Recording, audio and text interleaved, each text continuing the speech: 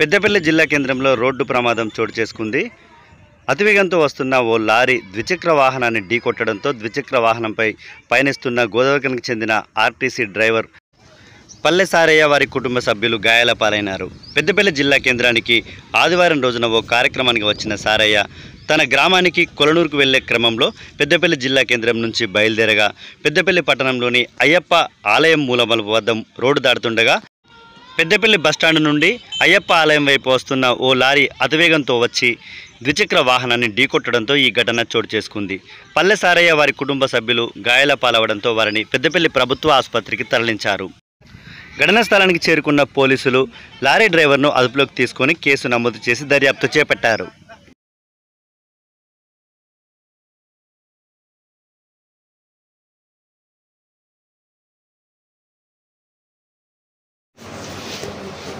Ayyappa temple కాంచెల్లి మేము right తిరుగుతున్నాం.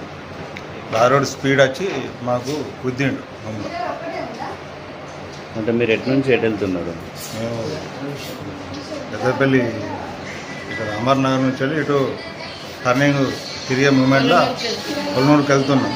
Turning తిరిగే మూమెంట్లో వచ్చి లారీ రోడ్ అటు పోతాడు అనుకున్నాం, వచ్చి స్పీడ్ వచ్చి గుద్దేసి మమ్మల్ని.